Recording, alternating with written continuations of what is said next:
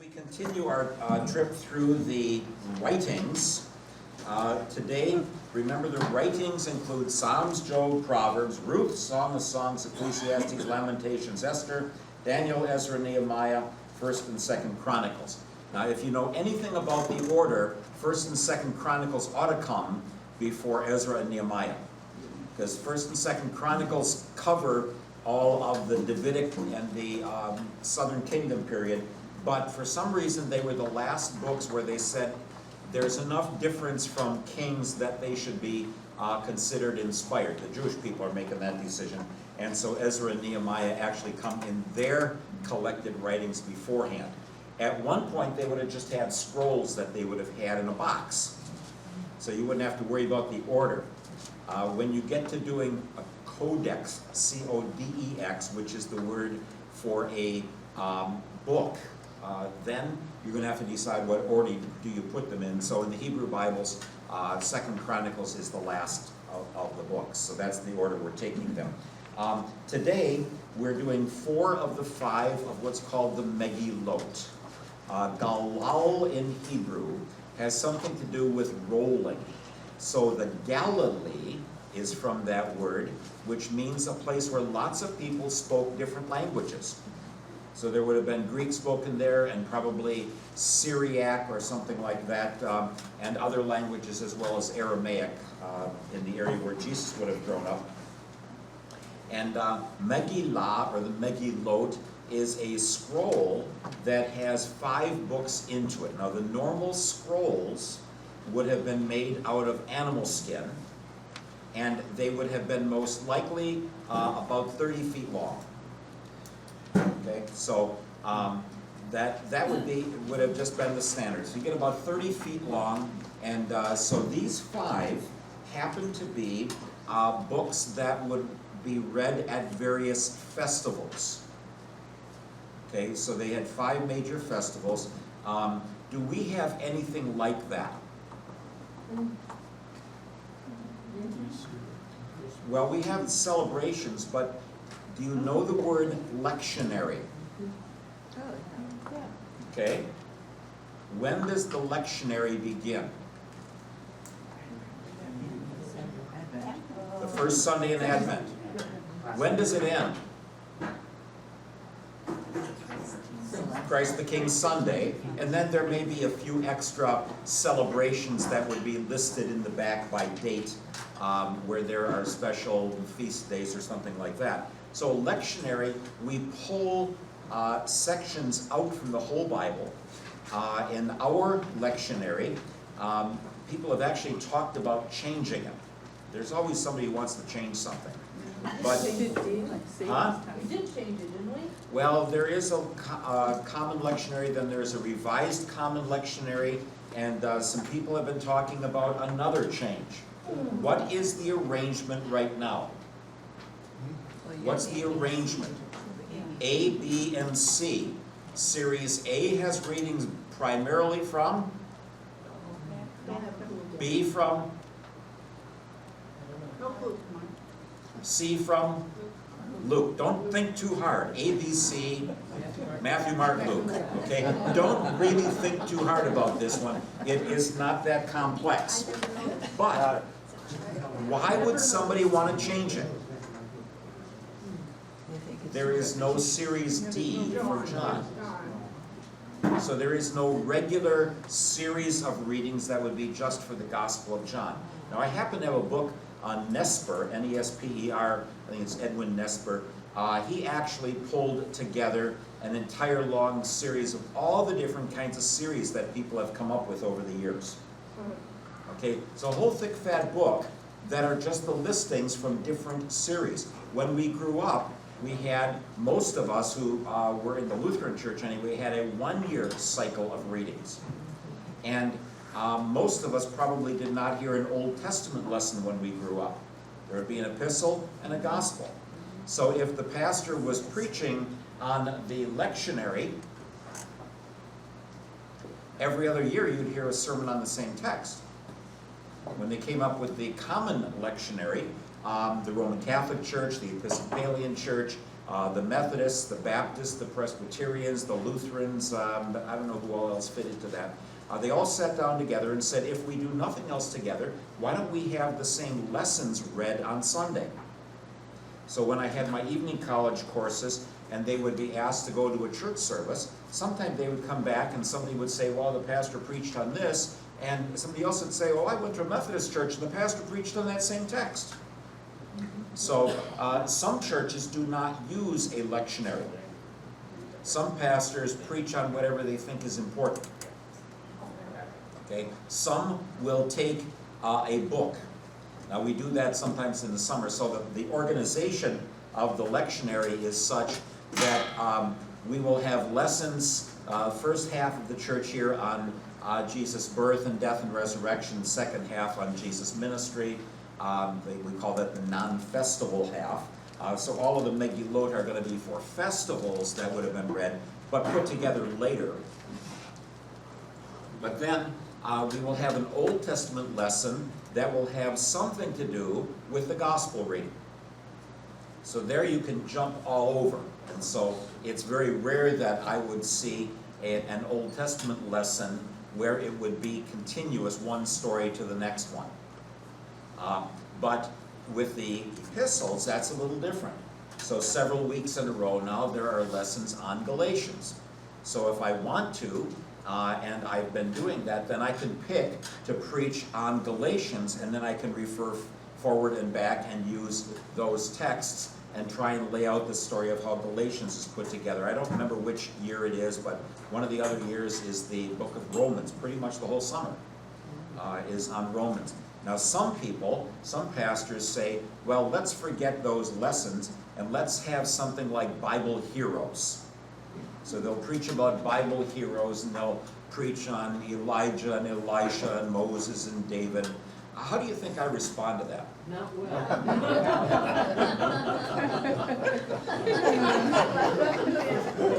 Golly, that came out fast. Why would I not think much of Bible heroes? Because they're all heroes? Or Huh? not? Either they No, are there's or only they aren't. one hero in the Yeah, Bible, and there's that's only God in one. Christ. Because you see, if we preach on heroes and Bible heroes, we're preaching teleologically. Look at someone, try and be like them. We're not acknowledging their sinfulness and God's grace working through them. We're saying, let's put them up and tell everybody to be like they are. And I know there are people that do it. I know there are pastors that think that that's grand and glorious. You know why they usually do it? Try and get more attendance in the summer. Oh, because finally you're going to talk about something we know about. Something that reminds us of Sunday school. We didn't do anything with Galatians in Sunday school, but oh, and in fact, I know you're waiting for Daniel next week. I know you are. Okay? Because you say, wow, oh boy, finally we get to the books that I learned when I was in Sunday school. So anyway, you have to wait for that for next week. Okay, so Esther and Daniel next week, you will have a feast. But, so anyway, the other thing is if you go to church every Sunday and the pastor preaches on the lectionary, on the lessons that are appointed, you will hear about all the basic major teachings of the Christian faith. So if you're in church every Sunday, you'll hear all of the different chief parts of the catechism, all of the things about our salvation, the triune God, Father, Son, and Spirit, Jesus as true God and true man, and all of those kind of things. In addition, I'll just throw this in briefly. If you think about the worship service, the way it is planned liturgically, it has movement to it. Now, for those of you who are here at Emmaus, I'm going to do a narrative liturgy one last time on, I think it's the 7th of, well, it can't be the 7th of August, whatever the first Sunday in August is, maybe the 5th or something like that, where instead of preaching a sermon, I'll have maybe about 7 or 8 places I will stop and say, here's where we are in the story. And the illustration that I use for it, so those of you who are going to be here, I'm not going to come up with a new one between now and then, but pretend that you're standing outside a building that has doors without handles on it, and a ramp going up to those doors, and it's 30 degrees below zero. and you're standing in a 35-mile-an-hour wind with just a light jacket on and a couple of bags of something you're carrying. And all of a sudden, the door comes open. Somebody says, hey, come on in here. So I'm blonde there, I'm just standing here. Come on up. I come on down, but come on up. And so you see this gentle sloping upward all the way into the sanctuary. And what's the first thing you say when you get inside? I'm cold. It's warm in here. What did you say? I'm cold. I'm coming in from the All right, outside. I'm okay. cold. I thought you said, how cold? So the first thing is everybody says, boy, it sure is nice and warm in here. And if anybody's ever walked into any sanctuary from outside at 30 below, you know it feels pretty good. All right? So then after a while, we're told, go sit down somewhere. Just go sit down anywhere. So we sit down for a while. And finally you can take your jacket off, you can put your bags down. Finally, you hear these words, hey, come on, let's have something to eat. That's our worship service. We start outside the relationship with God. We are invited in the name of the Father and Son and Holy Spirit, because we have been baptized into Christ. What's the first major thing we do? We sing hymns of praise. It's warm in here. Then we sit down for instruction, to hear the lessons, to hear a sermon, which is a sermon about some aspect of our relationship with God. We lay down our burdens, we lay down the things before the Lord in the general prayer, and say, Lord, these are the things on our heart that we lay before you. We say to everybody else, hey, I believe I belong here, and we confess our faith. Then we are invited up to that banquet. Take, eat, this is my body. Take, drink, this is my blood. And then we're sent forth out into the world with him. And that's the pattern of every worship service. So what do some people do?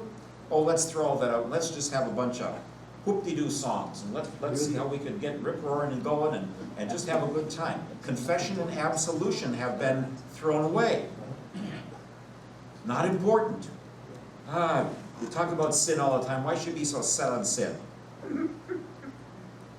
Well, if you're not set on acknowledging your sin, you don't have a need for a Savior, by the way. But anyway, so those of you who are going to be here at church on the first Sunday in August, that's what you're going to get. If you want to skip it, you can skip it. It'll take me a little longer to do it than this, but anyway, so... It is on the 7th, Pastor. Huh? It is the 7th of August. Of August? Yes. Okay, all right, thank you very much. Whenever it is, it is. Yeah. I know I'm gone the next week. And so Pastor Cooey is going to do some background in the biblical background of the liturgy on the 14th during Bible class. He had something prepared for that, so that's why I'm doing the narrative liturgy the week before.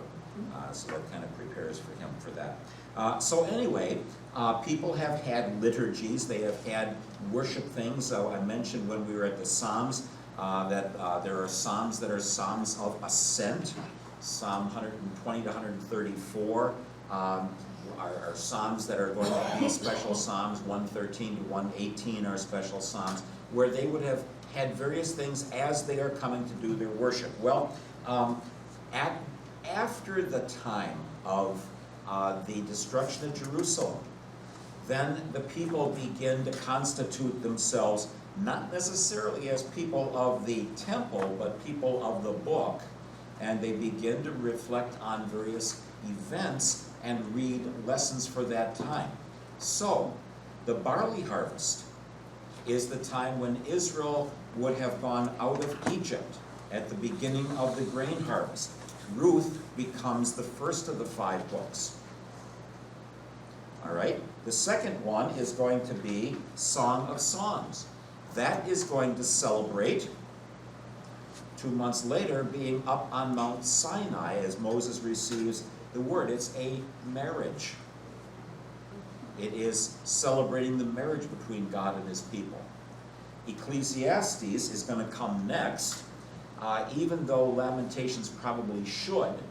Ecclesiastes will come at the 3rd of the major festivals, and so Pentecost is roughly the same time as Moses, after 2 months of getting out of Egypt, got up to Mount Horeb or Mount Sinai.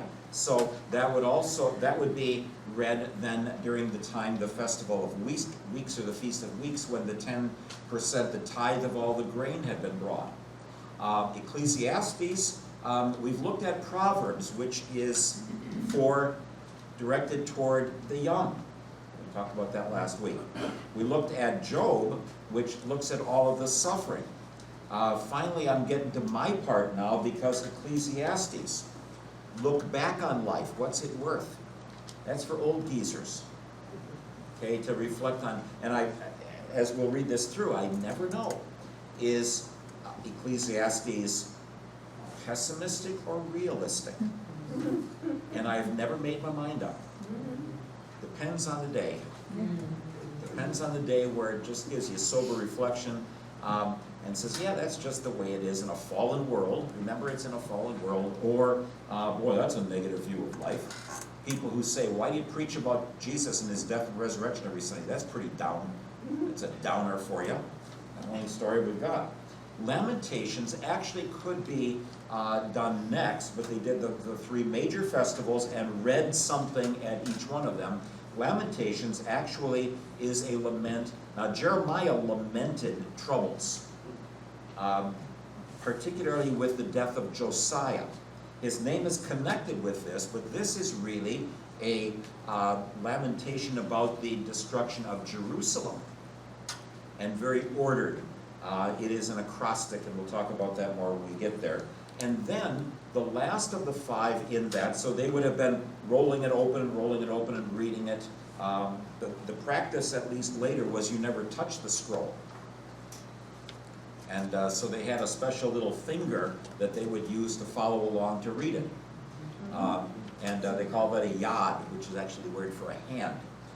One of my former students lived downstairs, I think downstairs, from Jacob Milgram, the guy who did that major 3-volume commentary on plowing through on Leviticus.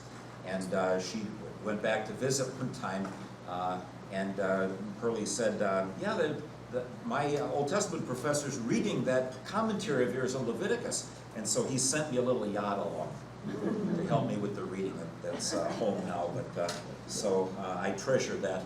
But 2,250 pages, I'm going to wear that finger right off by the time I get through the whole book. So anyway. Do you have a scroll? Huh? Do you have a scroll? Do you own one? I don't own a scroll, no. I have facsimiles of some of the books, but they're very different from anything the way we do it. A lot of them, they'll have words in the middle and then commentary all around it. So it's a very, very different kind of a thing, but I have no scrolls. All of the Jewish scrolls are handwritten of the Torah. And it may take somebody 2 years, a scribe, to write one, and it maybe costs $15,000.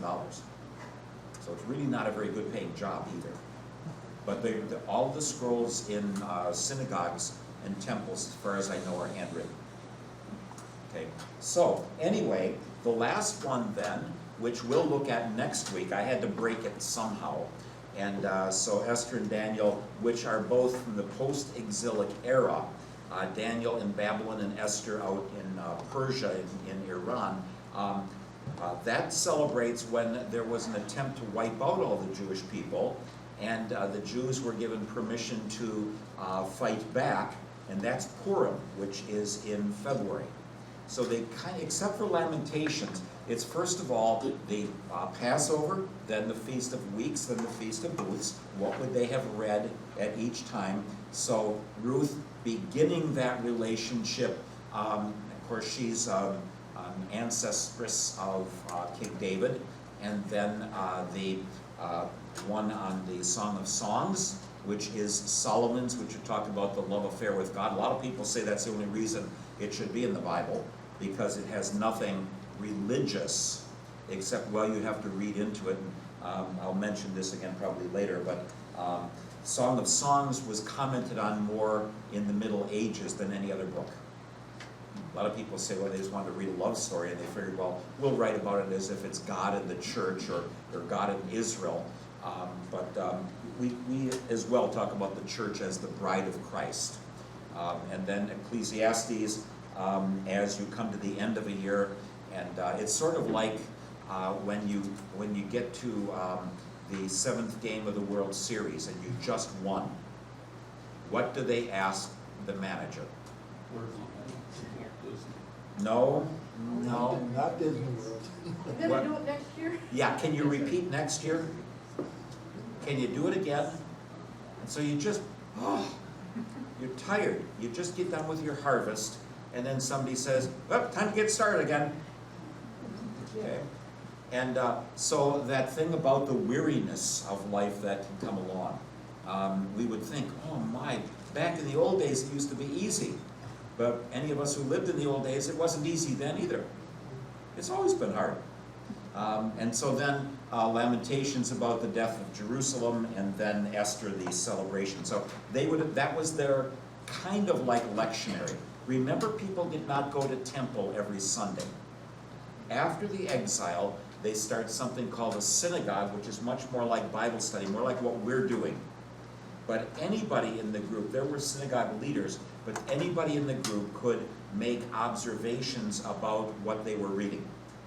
All right, and so it was much more an academic or a thinking thing of how do we apply the law along the way. So anyway, the first one that we get to then is Ruth, set way back before the time of David, so maybe like 1100 before Christ. Very interesting and kind of challenging Hebrew. A lot of professors will have the students read Ruth and Esther because they say, well, we have a lot of women students who are studying in various universities, and so we want to make sure that they read what they would like to read and stories about women as well. But it's really not the normal classic storyline. It's harder to read. It's just a little bit different. And, so anyway, let's hear some of it.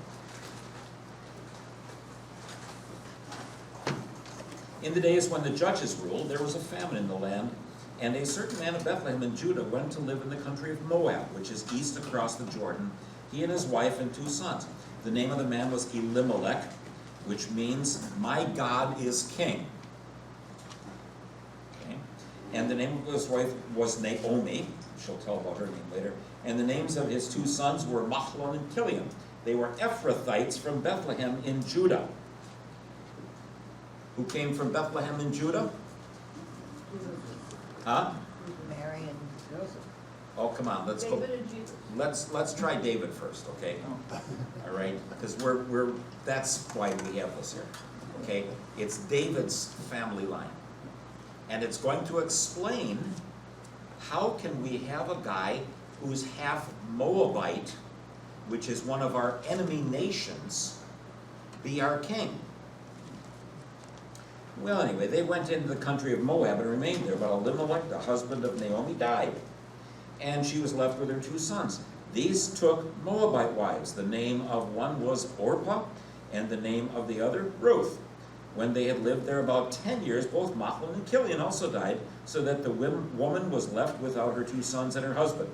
Then she started to return with her daughters-in-law from the country of Moab, for she had heard in the country of Moab that the Lord had considered his people and given them food. So there was a famine in the land. Why are there famines? Because there's not enough rain. No, I know. But why is it? Why? Not so much rain. Give me a better answer than that, theologically. Penalty? People have turned away from God. And he says, if there's a famine in the land, I told you I'd take care of you. If there's a famine in the land, realize I'm sending you a message that you have sinned. So Deuteronomy 27:28, Leviticus 26, I think those are the 2 best ones on that. So God sends a message and says, you recognize something happened, so if something's going on, it's time to repent. Well, not necessarily that they're repenting here. She set out from the place where she had been living, she and her 2 daughters-in-law, and they went on their way to go back to the land of Judah. But Naomi said to her 2 daughters-in-law, go back, each of you, to your mother's house. Notice it doesn't say to your father's house. And some people think this is a matriarchal society, not a patriarchal one, that the women ran the show. That doesn't happen anymore. May the Lord deal kindly with you, as you have dealt with the dead and with me. The Lord grant that you may find security, each of you in the house of your husband. Then she kissed them, and they wept aloud. They said to her, no, we will return with you to your people.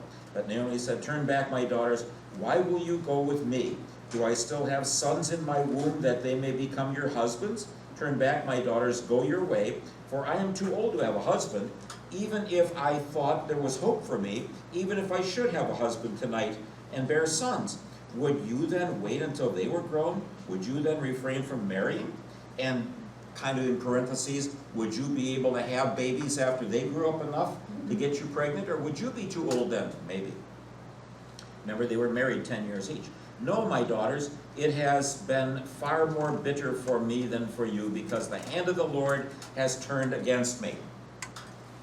Translate that into a male, and we have the name Job. She's an honorable woman. She's done nothing wrong, and yet trouble has come upon her. She has no idea why. So she's a Lady Job. Okay, not Job's wife, but same kind of thing. Then they wept aloud again.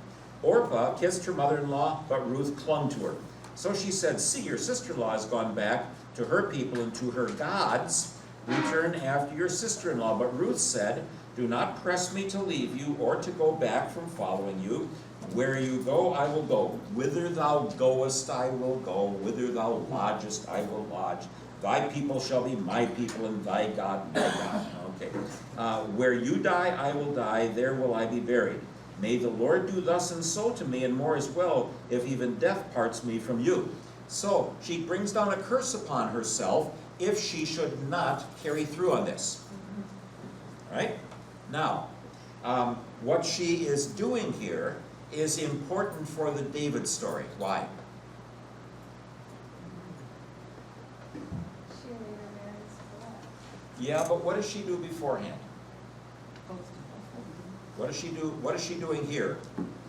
Thy people shall be my people. Thy God shall be my God. She's converting. See, Orpah went back to her own national gods. Chemosh and whoever else would have been worshipped over there. She becomes a believer. That's how David gets off the hook. His great-grandma was a believer in Yahweh, in that God. Now, that's interesting, because what does she have to show for it?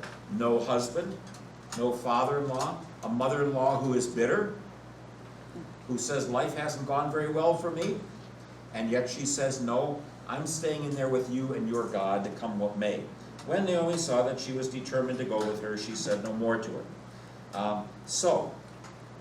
Are there alternative ways for her to have a child? Yes. Near relatives can also serve as the one who will take her in. So the two of them went on until they came to Bethlehem.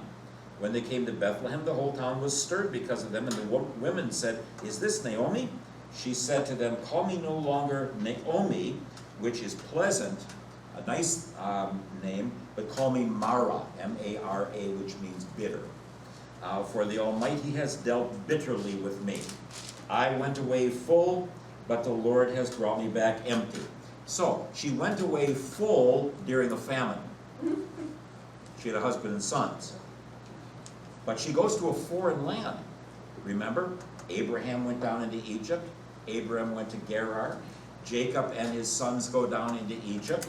This is kind of a common thing, that you stay with your family when you leave. Well, hers is kind of all gone. I went away full, but the Lord has brought me back empty. Why call me Naomi when the Lord has dealt harshly with me, and the Almighty has brought calamity upon me? This is a lament. A lament, remember, laments always have the framework, I listened to God's promises, and they haven't come true for me. All right, so without the promises that are there, there's nothing to lament. I am not lamenting the fact that my Lexus didn't come into the shop today, into the dealership, because I don't own one. I can't lament something I don't have. And so when they're lamenting, they say, we listen to God's promises, they're not coming true. It's really what everybody after the exile is doing when they say, God promised he would restore the land to us. Where is it? We're in the land, but we're under foreigners. So now this is way back. This is back from the time when they came back from Babylon. That's 520. This has got to be 600 years earlier. So this is set way back before the time of Saul, David and Solomon, of course. So Naomi returned together with Ruth the Moabite, her daughter-in-law, who came back with her from the country of Moab. They came to Bethlehem at the beginning of the barley harvest. What time of the year? Spring. Spring. Barley comes first. When would you harvest your barley? Spring. Paul? July? March, April. March, April. How do you know that? My Bible note says. Your Bible knows. It's easy to tell this because they planted their wheat and their barley in the fall. So it's winter wheat. They've got it planted usually in October. You get the early rains and the late rains in February and March. Kamsin, Sirocco, the hot drying winds come the end of March, the beginning of April. It's Passover time. That's the same as Passover. So remember how they were told get rid of all the yeast and you're going to have some new grain. They leave during the time of Passover from Egypt to go into the land of promise. All of the major festivals are agricultural. Beginning of the barley harvest, the end of the wheat harvest, the end of the fruit harvest. That's in the fall. Okay? So we have that as Easter, Pentecost. We don't have one for the fall. Our fall festival, Thanksgiving, comes quite a bit later. And we would have all of our grains harvested in the fall as well. But I would imagine most of the fruit harvesting in our country, depending on where it is, would be done earlier than maybe some of the grain harvesting. But anyway, that's the pattern of these. And so they come at the beginning of the barley harvest, which means that the drought is over. They now have some grain coming again. Now, Naomi had a kinsman. On her husband's side, a prominent rich man of the family of Elimelech, whose name was Boaz. And Ruth the Moabite, by the way, if you look in Matthew chapter 1, you don't have to look there right now, there will be, I believe, 5 women altogether who are mentioned in the genealogy of Jesus, Mary being the final one. Okay? All of them are foreigners. All of them who were brought in. Bathsheba is going to be there, and you can look it up sometime. Ruth the Moabite said to Naomi, "Let me go to the field and glean among the ears of grain behind someone in whose sight I may find favor." She said to her, "Go, my daughter." So she went. She came and gleaned in a field behind the reapers. As it happened, she came to the part of the field belonging to Boaz, just by divine chance, who was of the family of Elimelech. Just then Boaz came from Bethlehem. He said to the reapers, "The Lord be with you." And they answered, "The Lord bless you, and also with you." We still do that together.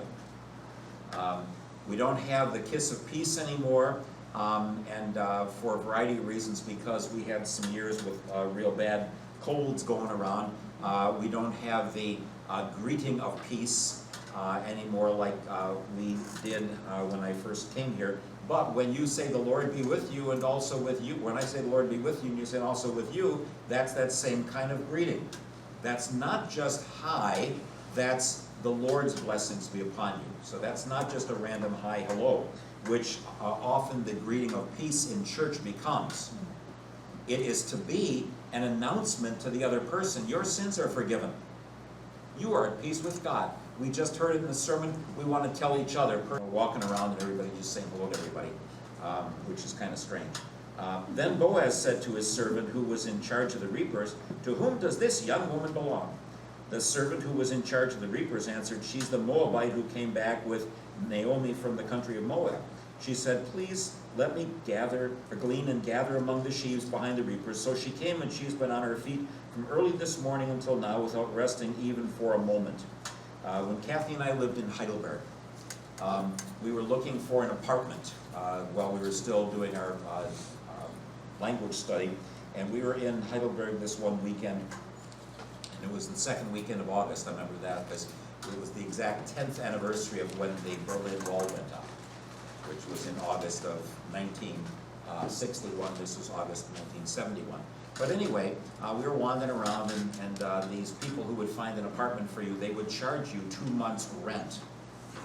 So if an apartment cost $1,000, you gave them $2,000 for the address if you signed up. Their word is a makler, M-A-K-L-E-R, and I don't have fond memories of that word. But anyway, we got five addresses, and the last one was in Eppelheim, and we had looked at all the places, and there was a church there. So I went into the church, and just so happened they were having a wedding there that day. So the church secretary was upstairs above the sanctuary, and we went up there, and turned out to be Frau Klockow, God's angel. And in 20 minutes we had an apartment, and we had furniture, and we had a dear lifelong friend. And Frau Klockow, she took care of me more different ways than I can even imagine. But when she was young, she told us once, right at the end of the Second World War, there were some farmers who would sometimes come into towns with a load of potatoes. And they would drive through town and toss somebody a potato or two. And she said she had her apron on, and she kept running behind the wagon. And they filled her whole apron full of potatoes. And when I read this, I think of Frau Klockow. With absolutely nothing, gleaning, and that's the only way you get anything whatsoever. So anyway, then Boaz said to Ruth, now listen, my daughter, do not go to glean in another field or leave this one, but keep close to my young women. Keep your eyes on the field that is being reaped, and follow behind them. I have ordered the young men not to bother you. If you get thirsty, go to the vessels and drink from what the young men have drawn. Then she fell prostrate with her face to the ground and said to him, why have I found favor in your sight that you should take notice of me when I am a foreigner?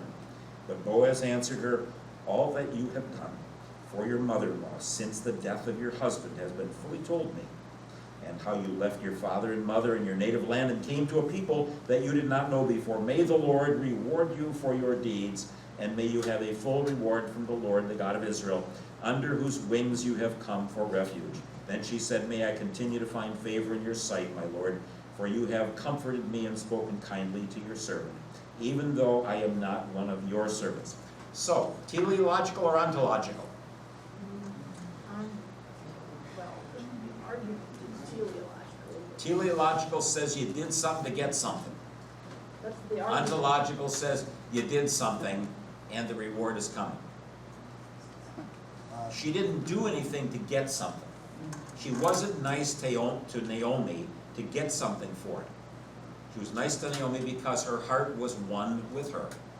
All right? And so good things come out of relationships of faith and trust, but she didn't do it in order to get something.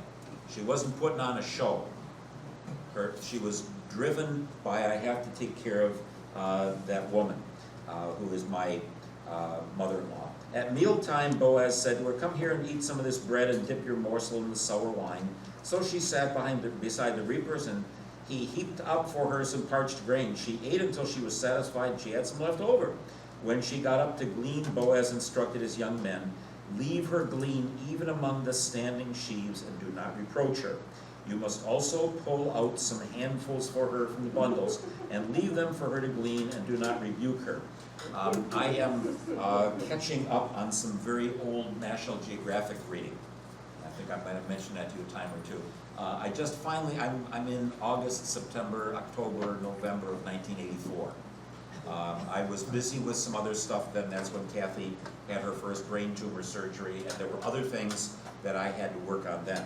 But I was reading about the bird migrations and about the terrible troubles, depending on how the seasons go, for farmers, if the birds happen to be coming through right at harvest time.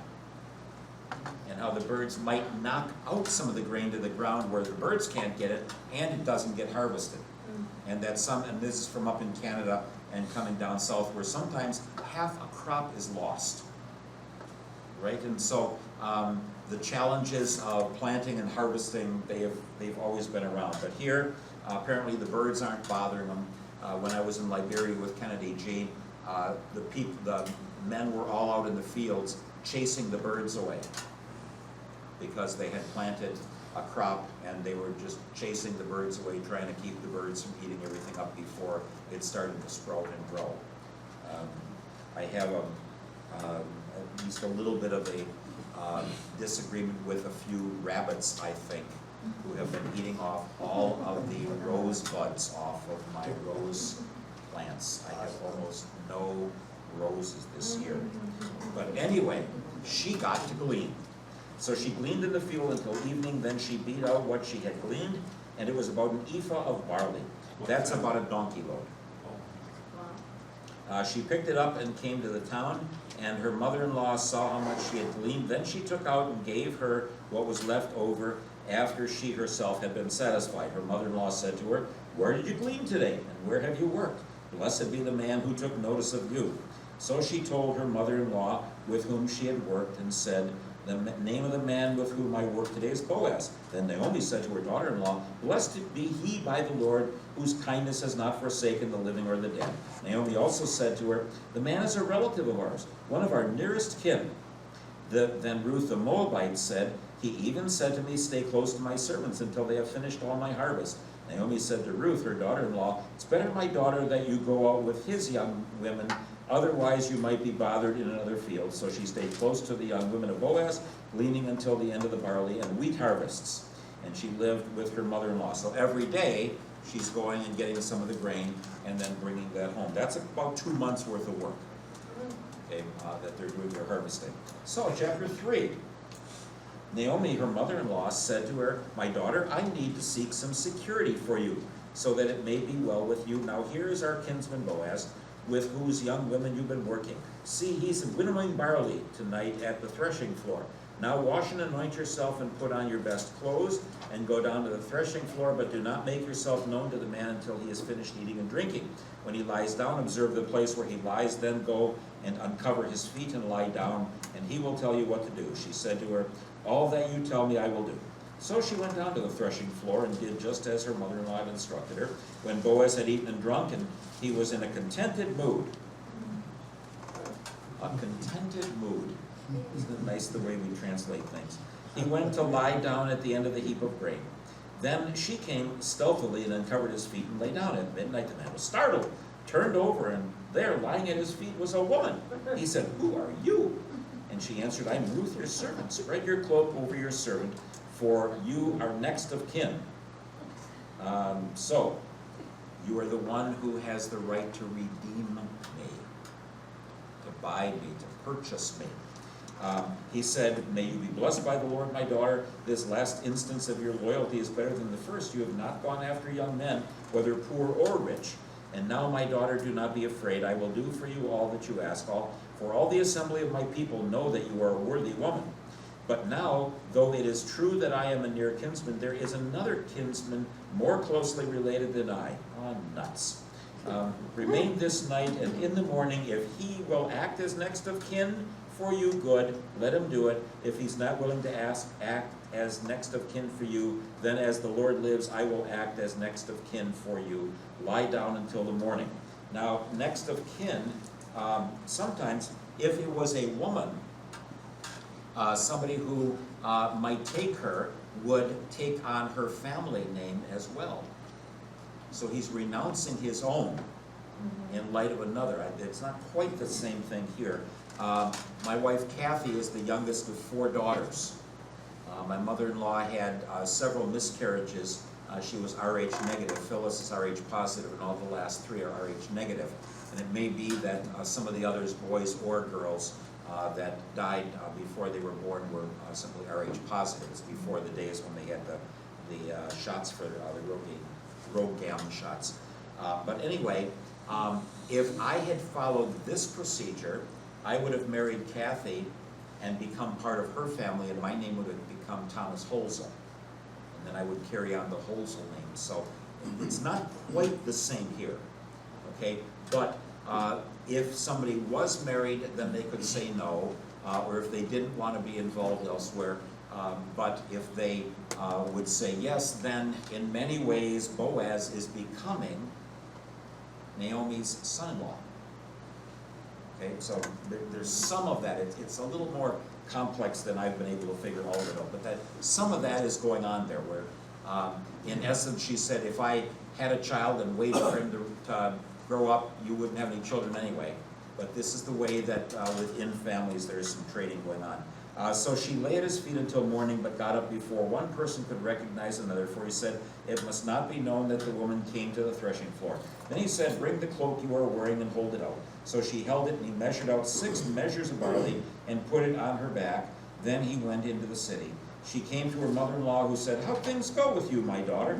Then she told him all that the man had done for her, saying, he gave me these 6 measures of barley, for he said, do not go back to your mother-in-law empty-handed.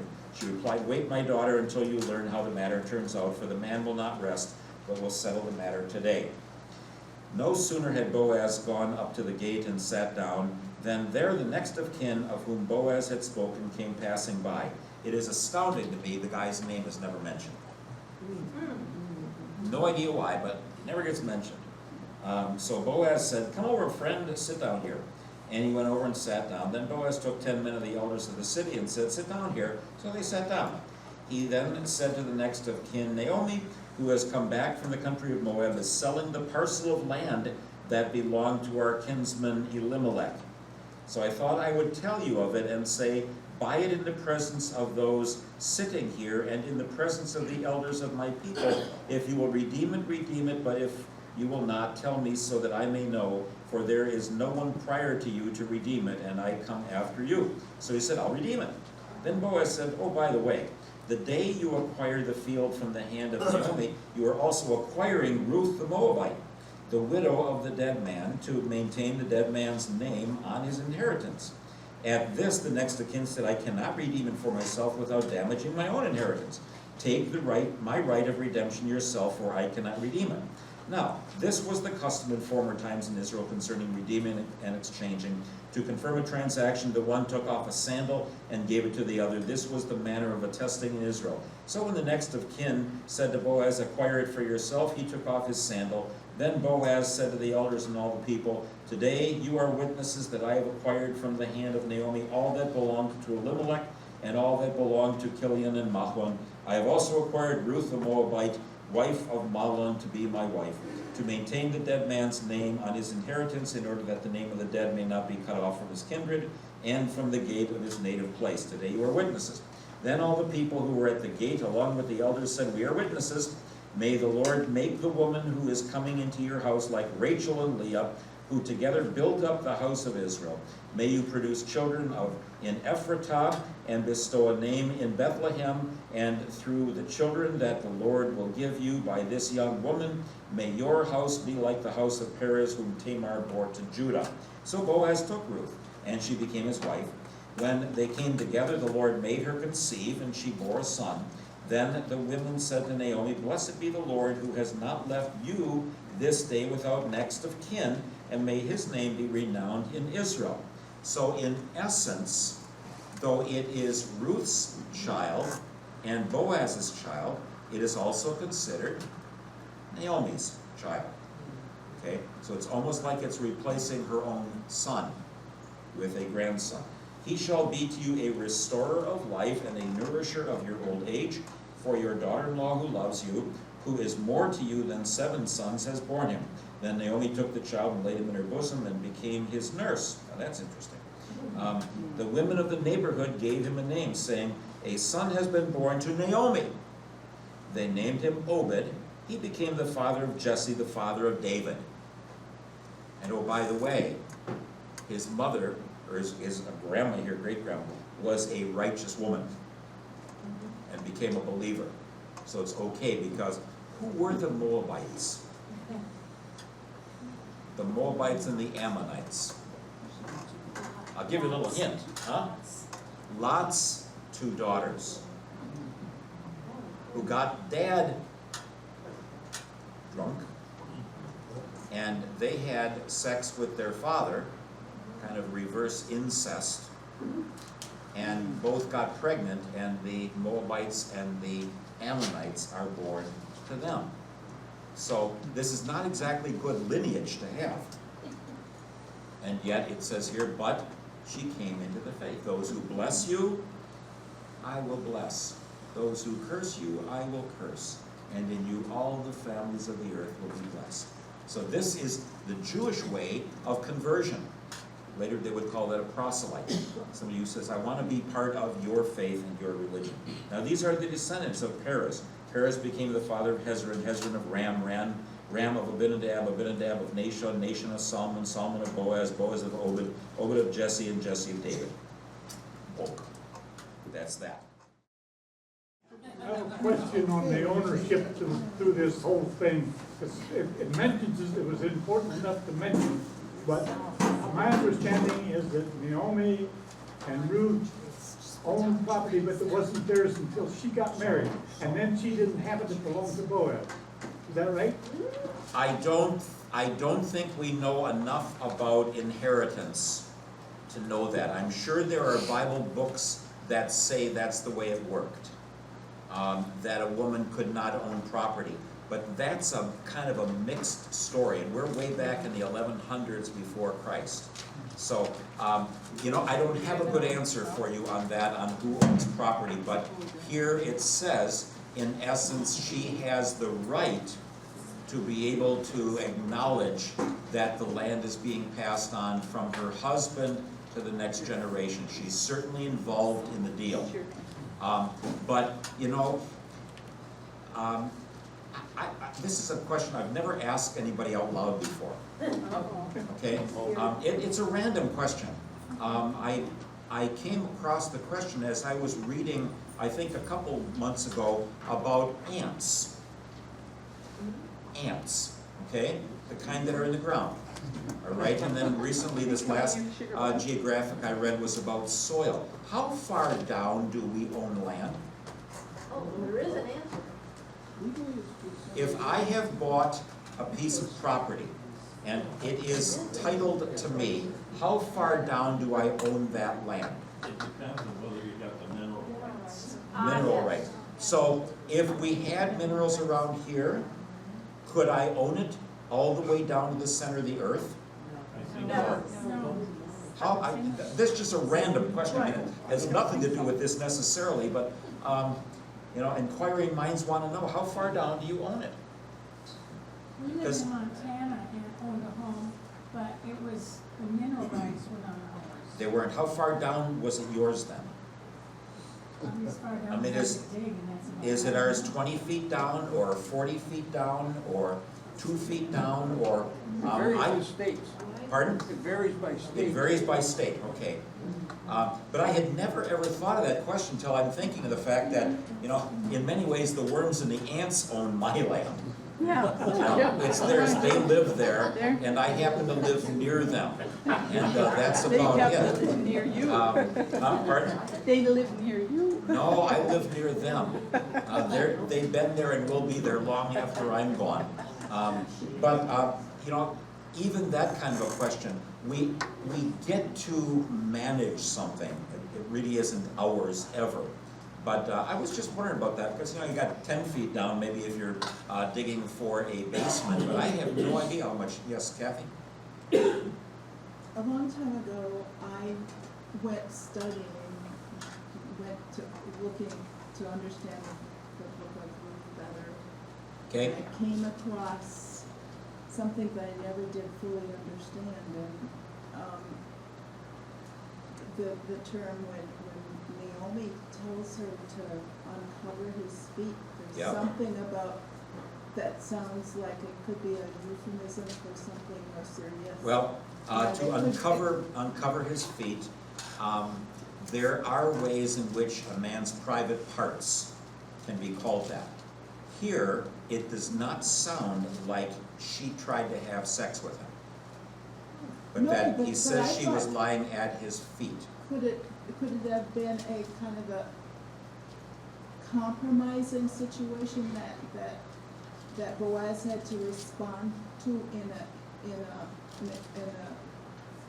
do the right thing kind of way? Well, to me, the best I can figure out is Ruth gives him an opportunity to have a private discussion with her, which could not have been held anywhere else. That's what it seems like in the story, but when I did finally get to that Bible study, the person who was teaching it brought up what Jewish people, he learned that Jewish people thought, and they had made a big deal about that, what that meant, and I'll tell you it this way. Anything past even deciding how to translate words is up for interpretation. When you have a Bible that has notes at the bottom of the page, they are not inspired. They are people who have studied various things, who have their own desire of what they want it to be saying sometimes. And if you have a situation over time, things can change. I am very suspicious of trying to come up with any good answer about exactly what property rights and everything were at various times. I'm sure there are some answers. I'm always suspicious when somebody kind of goes one direction, that they may be going there because it fits their picture instead of the reality. well, she certainly was in a tricky, vulnerable situation. She And was not in a tricky, vulnerable situation. To She's go with at her mother-in-law. Huh? to go Well- at night close to a man who was sleeping in Yeah. a situation, that whole thing is, But she knew him before, and yeah. it's sort of like if I want to have a private discussion with someone. I don't think a girl I don't know would the have- answer, Kathy. I don't know the answer to it, but I would rather say it's something to do with trying to say, would you be interested in being the one who will carry on my father-in-law's and my husband's name? And it must have been a ritual that, in that context, I don't think Naomi just thought it up the first time. I think it must have been I'm sure Naomi knew the tradition. A lot of this, I mean, even today, there are many cultures, even in our country, where there are multiple wives. One of them is legal in our country, some of them are not. Because there are people who have fled from situations where if a brother died, they take the wife as their own. And so they have children by more than one woman. So we have to leave it at that. Understand that that has been done in different ways in different cultures. But the ongoing nature of the inheritance is what's important. If you want to really get to the puzzling part, okay, go and figure out how Jesus is related to Joseph. Okay, we always talk about everything of Jesus, son of David. But Joseph really has no direct role in Jesus' birth. In taking Jesus as his own, yes. Now here's the puzzling thing. It's why I'm quitting with the Old Testament stories. I have found nothing to explain why Mary has a kinswoman named Elizabeth who was married to a Levite.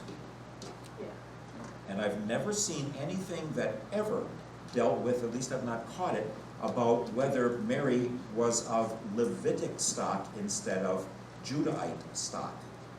It's never talked about. Nobody ever seems to be bothered by it. So I can start coming up with answers. I can make up an answer that I like. I want to read people who don't just have something where they think it was. Because over time, I mean, how many different ways do we have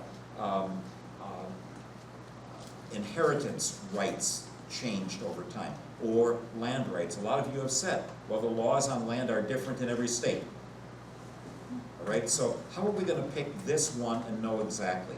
The main thing is that Elimelech's name and his progeny are to continue. So if there is somebody who is willing to continue that, my guess from the way I read this is Boaz is not giving up his own property, but adding to it. So he has two pieces of property. The one that his children will eventually have through Ruth, and does that one also own his? See, there are a lot of things that aren't said. There are a lot of kind of little fingers of the story that just kind of go running off in some direction. We don't hear about it. But I like the way you say it much better. Yeah. It was not a good Bible study. That person got off on that so much. In fact, he was sure that Boaz was drunk. And I thought being mellow and contented is not the same as drunk. And when he woke up, he didn't act, he knew what, he had his knew what wits was going about on, him. And, yeah, it wasn't a good Bible study. Well, I got in trouble. we have to remember that when we're studying the scriptures, we want to find out why is this story being told. I'll tell you why this story is being told. I think. It's Tom Trapp's thinking. Okay?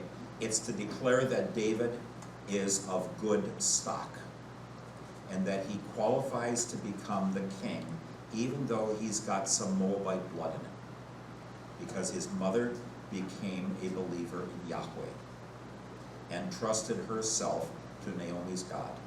That's the story. Okay? So that we never hear about David's land ownership. We never hear anything about that whatsoever. We hear that David is king. I don't know any place that ever says that David owned a stick of land. He has brothers. He's the youngest of seven or eight brothers, I guess it is. And so we don't know how the land went after that. So it sounds like it's really important here until we realize, what does it say at the end? Oh, that's David's great-grandma. And she was a Moabitess, but it's okay. That's why I think it's there. All right? Well, the whole connection of the kinsman and redeemer is Well, really yeah, but that's a different role of redeemer again. It's one redeemer buys the good name back of someone who's been besmirched somehow. This one, the redeemer continues the family line, continues the blessing, says, I will be honorable and do that. All right, well, that story is connected with David. Now here's one that's connected with Solomon. This is a puzzling book. I have an 800-page commentary upstairs by Marvin Pope on the Song of Songs. He says, I had no way I could read everything about the Song of Solomon. He said in the front of the book that they made him take 400 pages of the commentary out. It used to be 1,200, they cut it down to 800. We actually have someone in our church body, Chris Mitchell, who is the editor of the Concordia publishing house commentary series on the Bible. And since he's the editor, he wrote on Song of Solomon. He got all 1,200 pages in. And as far as I know, nobody has ever done a book review on it. I think they're not sure they can live that long to read it all the way through. It's available, but I don't know that anybody has said we're going to do that. And as I mentioned, there are deeper levels. There are levels to these things. Is it a story just about love? Is it a story about God and His love for the people? Well, I'm going to read it to you. The Song of Songs, which is Solomon's. Let him kiss me with the kisses of his mouth, for your love is better than wine. Your anointing oils are fragrant. Your name is perfume poured out. Therefore the maidens love you. Draw me after you. Let us make haste. The king has brought me into his chambers. We will exult and rejoice in you. We will extol your love more than wine. Rightly do they love you. I am black and beautiful, O daughters of Jerusalem, like the tents of Kedar, like the curtains of Solomon. Do not gaze at me because I am dark, because the sun has gazed upon me. My mother's sons were angry with me. They made me keeper of the vineyards, but my own vineyard I have not kept. Tell me, you who my soul loves, where you pasture your flock, where you make it lie down at noon. For why should I be like one who is veiled beside the flocks of your companions? Remember that all of this is read at the time when they remember God making his marriage agreement with Israel at Mount Sinai, which isn't technically true because the marriage arrangement goes all the way back to Abraham. I will care for you, which is what a husband says to a wife. All right, I will be with you. Those bless you, I bless. Those who curse you, I will curse. But anyway, there are some people, and I'll just tell you this so you can kind of watch for it.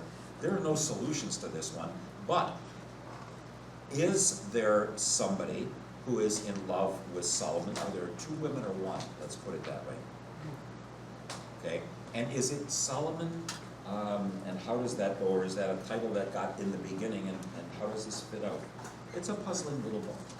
If you do not know, O fairest among women, follow the track of the flocks and pasture your kids beside the shepherd's tents. I compare you, my love, to a mare among Pharaoh's chariots. Your cheeks are comely with ornaments, your neck with strings of jewels. We will make your ornaments of gold studded with silver. While the king was on his couch, my nard gave forth its fragrance. My beloved is to me a bag of myrrh that lies between my breasts. My beloved is to me a cluster of henna blossoms in the vineyards of En-Gedi.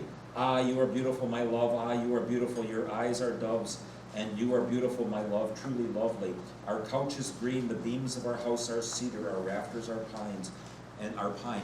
And so sometimes the woman speaks, sometimes the man speaks. Chapter 2, I'm surprised. I must have written just about everything down here because we're moving right along. I am a rose of Sharon, a lily of the valleys. As a lily among brambles, so is my love among maidens. As an apple tree among the trees of the woods, so is my beloved among young men. With great delight I sat in his shadow, and his fruit was sweet to my taste. He brought me to the banqueting house, and his intention toward me was love. Sustain me with raisins, refresh me with apples, for I am faint with love. Oh, that his left hand were under my head, and that his right hand embraced me. I adjure you, O daughters of Jerusalem, by the gazelles or the wild doe, do not stir up or awaken love until it is ready. The voice of my beloved, look, he comes, leaping upon the mountains, bounding over the hills. My beloved is like a gazelle or a young stag. Look, there he stands behind our wall, gazing in at the windows, looking through the lattice. My beloved speaks and says to me, arise, my love, my fair one, and come away. For now the winter is past, the rain is over and gone, the flowers appear on the earth. The time of singing has come, and the voice of the turtle dove is heard in our land. The fig tree puts forth its figs, and the vines are in blossom. They give forth fragrance. Arise, my love, my fair one, and come away. O my dove, in the clefts of the rock, in the covert of the cliff, let me see your face. Let me hear your voice, for your voice is sweet, and your face is lovely. Catch us the foxes, the little foxes that ruin the vineyards, for our vineyards are in blossom. My beloved is mine, and I am his. He pastures his flocks among the lilies until the day breathes and the shadows flee. Turn, my beloved, be like a gazelle or a young stag on the cleft of the mountains. Chapter 3. Upon my bed at night I sought him whom my soul loves. I sought him, but found him not. I called him, but he gave no answer. I will rise now and go about the city. In the streets and in the squares I will seek him whom my soul loves. I sought him, but found him not. The sentinels found me as they went about in the city. Have you seen him whom my soul loves? Scarcely had I passed them when I found him whom my soul loves. I held him and would not let him go until I brought him into my mother's house and into the chamber of her that conceived me. I adjure you, O daughters of Jerusalem, by the gazelles or the wild does, do not stir up or awaken love until it is ready. What is that coming up from the wilderness, like a column of smoke, perfumed with myrrh and frankincense, with all the fragrant powders of the merchant? Look, it's the litter of Solomon. Around it are 60 mighty men of the mighty men of Israel, all equipped with swords, all expert in war, each with his sword at his thigh because of alarms by night. King Solomon made himself a pelican from the wood of Lebanon. He made its posts of silver, its back of gold, its seat of purple, its interior was inlaid with love. Daughters of Jerusalem, come out. Look, O daughters of Zion, at King Solomon, at the crown with which his mother crowned him on the day of his wedding, on the day of the gladness of his heart. So he's already married, and she's attracted to him. Is she in love with another guy who is going to lose her to Solomon? Interesting question. I'll tell you, you don't get 1,200 pages on a book without having people with a lot of different ideas of what it means. So if you think your notes at the bottom of the page are taking care of it all, at least just listen and just hear what it sounds like. How beautiful you are, my love, how very beautiful. Your eyes are doves behind your veil. Your hair is like a flock of goats moving down the slopes of Gilead. Your teeth are like a flock of shorn ewes. They have come up from the washing, all of which bear twins, and not one among them is bereaved. Your lips are like crimson thread, and your mouth is lovely. Your cheeks are like halves of a pomegranate behind your veil. Your neck is like the Tower of David, built in courses.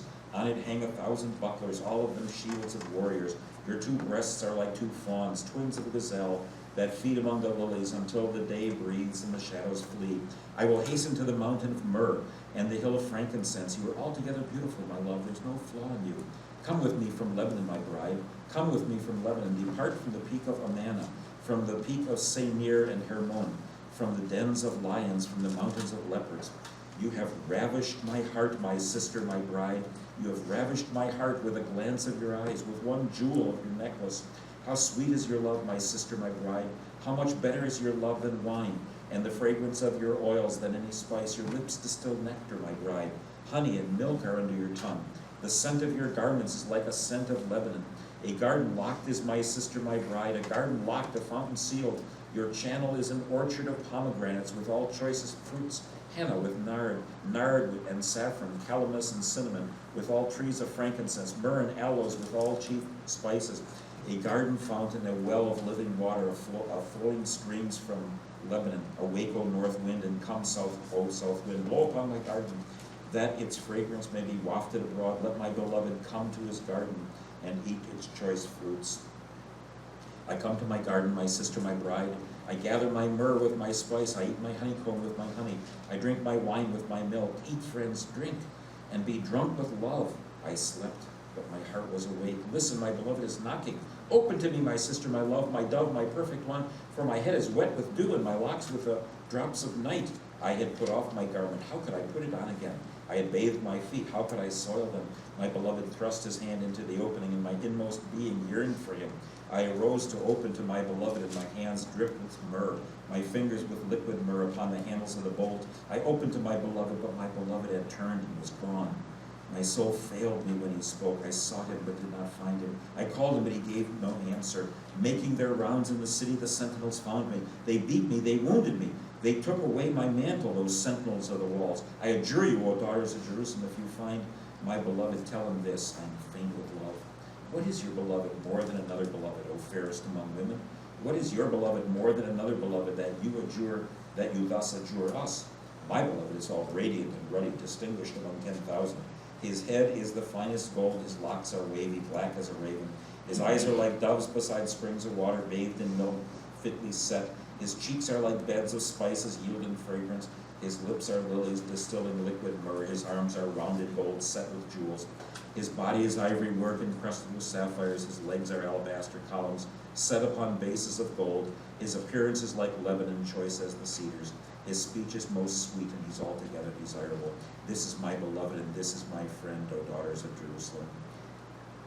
Where has your beloved gone, O fairest among women? Which way has your beloved turned, that we may seek him with you? My beloved has gone down to his garden, to the bed of spices, to pasture his flock in the gardens, and to gather lilies.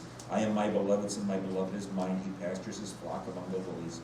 You are beautiful as Tirzah, my love, comely as Jerusalem, terrible as an army with banners. Turn away your eyes from me, for they overwhelm me. Your hair is like a flock of goats moving down the slopes of Gilead. Your teeth are like a flock of ewes that have come up from the washing. All of them bear twins, and not one of them among them is bereaved. Your cheeks are like halves of a pomegranate behind your veil. There are 60 queens and 80 concubines and maidens without number. My dove, my perfect one, is the only one, the darling of her mother, flawless to her that bore her. The maidens saw her and called her happy, the queens and concubines also, and they praised her. Who is this that looks forth like the dawn, fair as the moon, bright as the sun, terrible as an army with banners? I went down to the nut orchard to look at the blossoms of the valley, to see whether the vines had budded, whether the pomegranates were in bloom. Before I was aware, my fancy set me in a chariot beside my prince. Return, return, O Shulamite, return, return, that we may look upon you. Why should you look upon the Shulamite as upon a dance before two armies?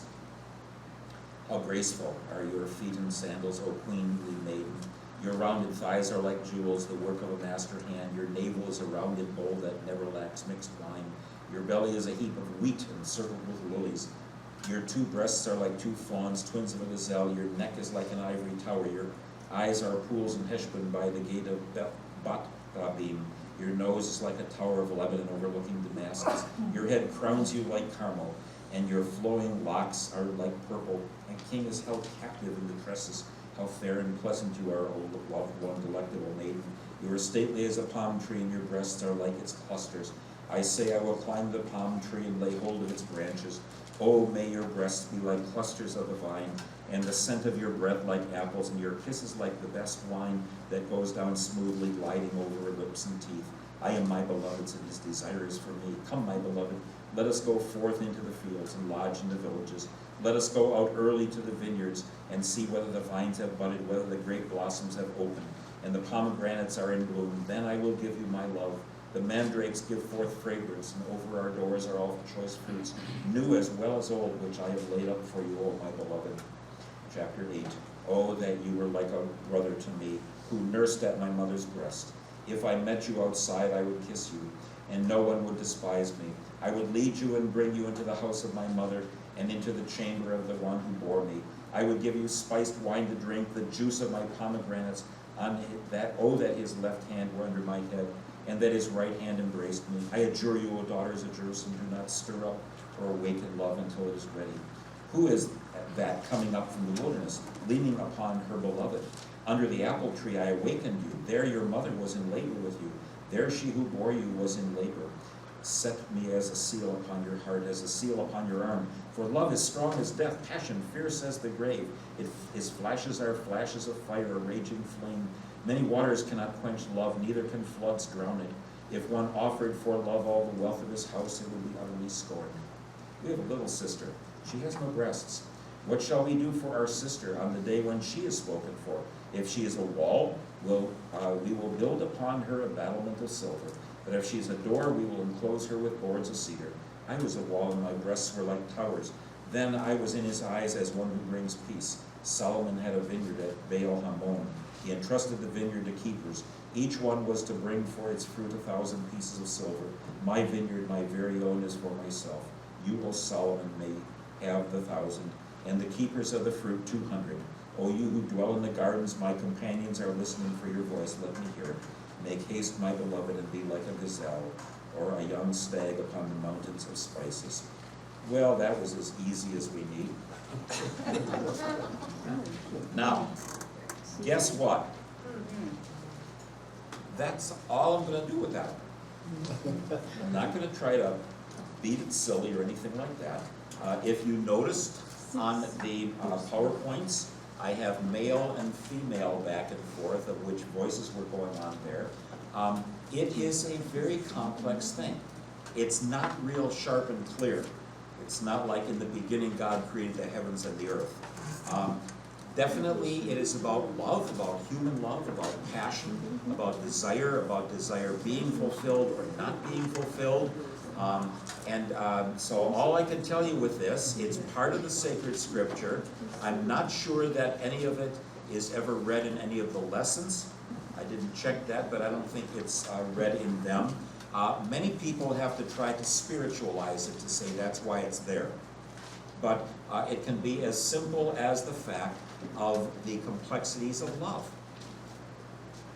as they would have talked about it, of desire and looking and seeking and having trouble and not being able to achieve everything that you want. The sentinels beat her up. The beloved wants to come in where she is and then is gone by the time she gets to the door, and all sorts of things like that. I'm not going to try to do any more than that, except I think it's okay to simply say it is also part in a fallen world of the interaction of humans together, what it is in terms of God. How many times did you see God mentioned here? It's mentioned, okay, because Esther's the only book without the word for God, but it's not a big part of the deal. All right, it's much about the human life that we have. I'm skipping now to Ecclesiastes, right? And which in your Bible should be just before this.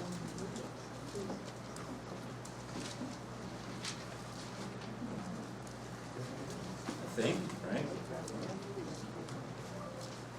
Job, Psalms, Proverbs, Ecclesiastes, and then Song of Solomon. So just before where you were then. This one is a whole different kind of a thing. As I mentioned, this often reflects for us on the end of life. I'll read a good bit of it. I don't know if I'll get through all of it. The last chapter has a kind of a different way that it deals with things, and so I want to do a little bit with Lamentations as well, so I will at least mention for you some of what's here, and I will take some time with it, but I may not read all of that part, so.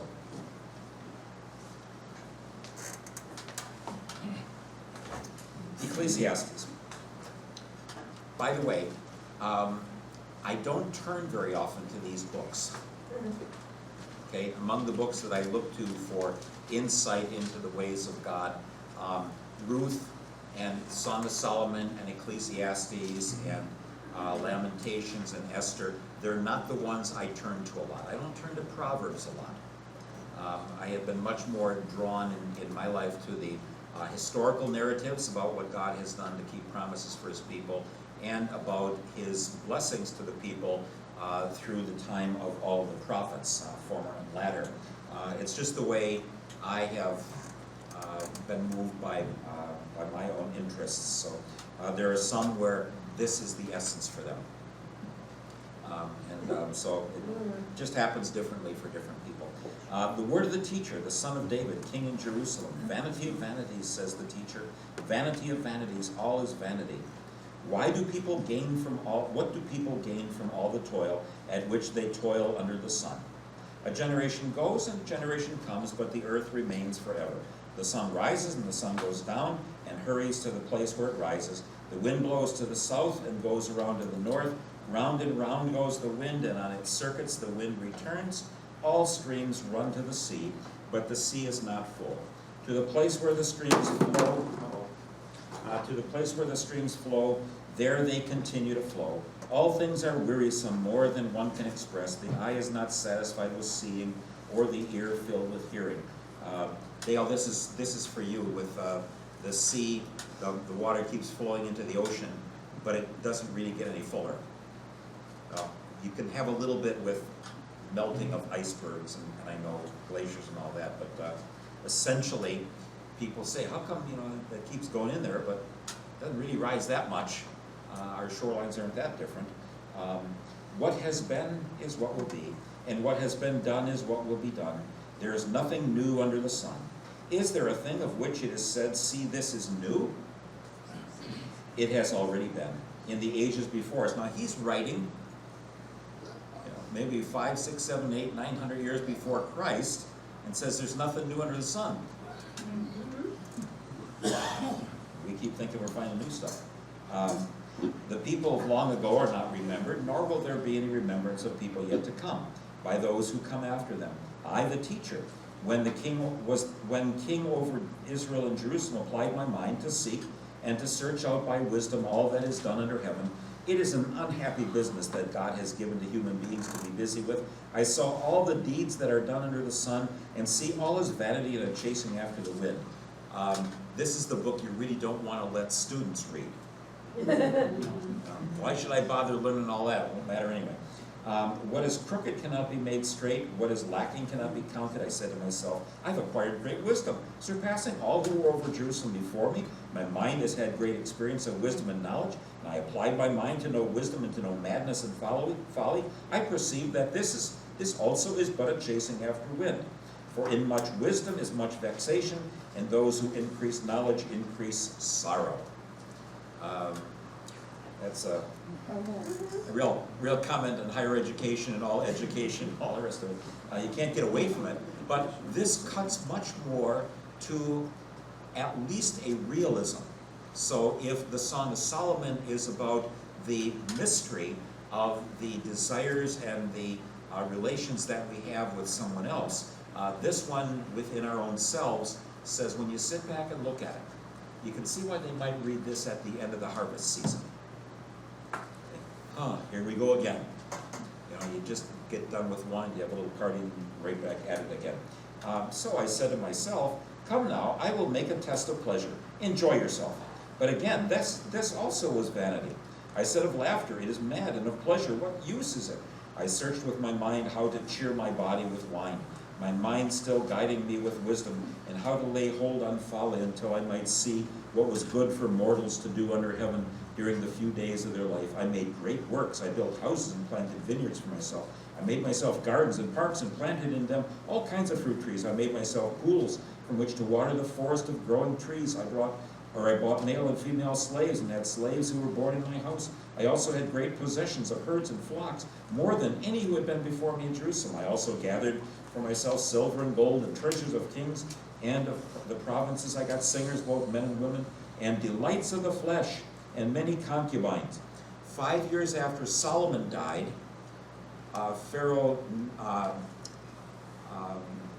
was going to say Necho, it's not Necho. Pharaoh Shishak of Egypt comes and steals all of the gold out of the temple. Takes it all away. 5 years after Solomon died. This sounds here, when I'm reading this is, say it's Solomon, but it's like all for me. It's for me, and I was thinking the king of Israel, it would be at least for the nation of Israel. Well, what a pretty idea you have. Now we know the real idea. Don't put him on a pedestal. Well, he did ask God for wisdom. It Yeah, sounds like, but he also had 700 wives and 300 concubines, or 300 wives and 700 concubines, whatever that was. yes. So I became great and surpassed all who were before me in Jerusalem. Also my wisdom remained with me. Whatever my eyes desired, I did not keep from them. I kept my heart from no pleasure, for my heart found pleasure in all my toil, and this was my reward for all my toil. So he says, I thought I'd find out what makes you happy. Let's try everything people think makes you happy. Let's see if it works. Then I considered all that my hands had done and the toil I had spent in doing it. Again, all was vanity and a chasing after wind. And there was nothing to be gained under the sun. So he simply said, well, tried that, didn't work. So if you think, well, eat, drink, and be merry, tomorrow you die, you're not going to be happy with that either. All right? By the way, this will be the new book for me after I retire. Okay, I have to read this one about 100 times and see what works and what doesn't. I can finally enjoy all the pleasures of life that I have not. So I turned to consider wisdom and madness and folly. For what can one do who comes after the king? Only what has already been done. Then I saw that wisdom exceeds folly, as light exceeds darkness. The wise have eyes in their heads, but fools walk in darkness. Yet I perceived that the same fate befalls all of them. Then I said to myself, what happens to the fool will happen to me also. Why then have I been so very wise? And I said to myself that this also is vanity, for there is no enduring remembrance of the wise or of fools, seeing that the days to come all will have been long forgotten. How can the wise die just like fools? So I hated life, because what is done under the sun was grievous to me, for all is vanity and a chasing after the wind. Vanity is the word hevel in Hebrew. It is the same word as Abel, of Cain and Abel fame. Just so it's gone. I hated all my toil in which I had toiled under the sun, seeing that I must leave it to those who come after me, and who knows whether they will be wise or foolish. Yet they will be master of all for which I toiled and used my wisdom under the sun. This also is vanity. So I turned and gave my heart up to despair, considering all the toil of my labors under the sun. Because sometimes one who has toiled with wisdom and knowledge and skill must leave it all to be enjoyed by another who did not toil for it. This also is vanity and a great evil. What do mortals get from all the toil and strain with which they toil under the sun? For all their days are full of pain, and their work is a vexation. Even at night their minds do not rest. This also is vanity. So if you want to have a good idea of a confession of sin, and a confession of emptiness, and a confession of, I'm not in charge of this whole deal. Remember how it's said in Proverbs, the fear of the Lord is the beginning of knowledge. Because anything I do to take care of myself, and Kathy's right, is I with all this stuff, that's exactly the point of it. He says, I thought, I'll check out whether this is what works. He did a little experiment there. There is nothing better for mortals than to eat and drink and find enjoyment in their toil. This also I saw is from the hand of God. For apart from him, who can eat or who can have enjoyment? For to the one who pleases him, God gives wisdom and knowledge and joy, but to the sinner he gives the work of gathering and heaping, only to give it to one who pleases God. This also is vanity and a chasing after the wind.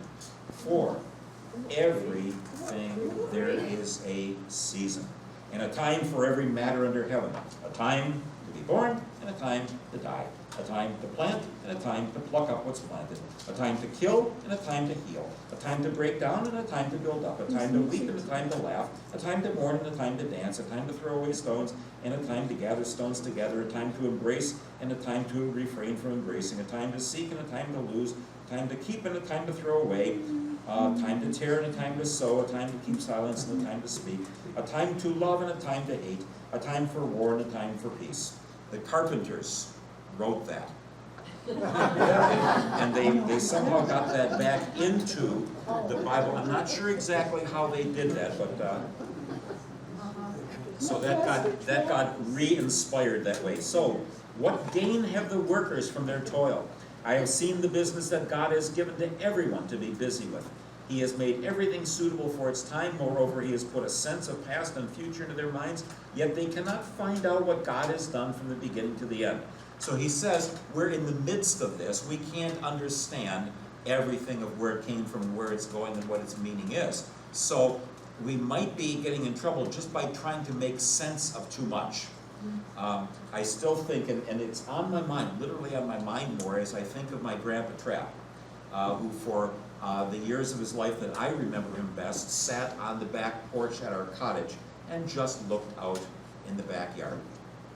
And one of my cousins says she remembers him sitting on the front porch just kind of thumping his thumb, just drumming his drum, drumming with his hand like a drum, and just looking at life.